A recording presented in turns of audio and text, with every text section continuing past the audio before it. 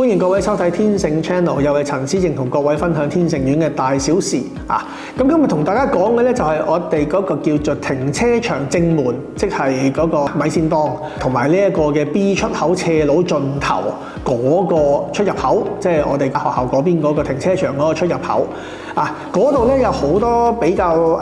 新搬入嚟嘅業主啦，咁又不斷咁樣問啊，就係問點解嗰度會唔起一個叫行人有蓋嘅一個叫做過路處咁樣咧，就好似天耀我哋麥當勞嗰邊嗰個位咁樣啊。就算係停車場出入口都應該可以整個有蓋嘅行人路㗎，點解嗰度唔整咧？咁樣嚇，呢度咧就係要同大家再講一次嘅。喺以前做議員嗰陣時啦嚇，已經係多次係即係同各位解釋過呢個問題㗎啦。咁呢度咧就係趁天盛 Channel 呢一個咁樣嘅好機會啦。咁呢度就同各位再解釋一次啊。喺嗰個位咧，其實已經係做過呢一個嘅勘探，同埋係曾經啦係同埋呢個天水圍嘅呢個有蓋行人系統嗰度咧，就係加入去嗰個計劃裡面係做埋呢一個嘅行人路有蓋工程嘅。咁但係咧喺勘探過程嘅時候咧，即係掘地啦，掘地勘探嘅過程嗰陣時咧，發現咧嗰一個位啊，就係成個天水圍嘅一個叫做線管嘅中樞，包括係氣管啦、油管啦、寬頻啦、電話線啦、污水渠啦、水渠啦，所有嘅公用設備都會喺嗰個位嗰度通過嘅。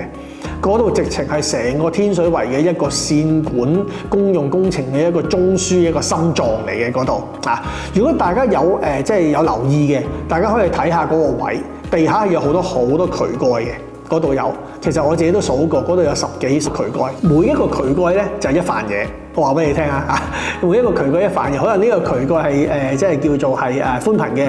嗰個渠蓋可能就係水務署嘅，嗱呢個渠蓋可能就係煤氣嘅咁樣啊，嗰度10幾個渠蓋其實就係10幾瓣嘢喺晒嗰度啊。因為如果你要做嗰個叫做有蓋行人通道嘅話咧，你要落樁嘅。即係你要整幾條柱喺度落樁啦，咁你要挖地咁樣，就係落樁你又唔可以攞太淺喎，你要落到2米咁上下喎，你嗰個樁先合乎規格嘅喎，咁樣，咁嗰度係揾唔到一個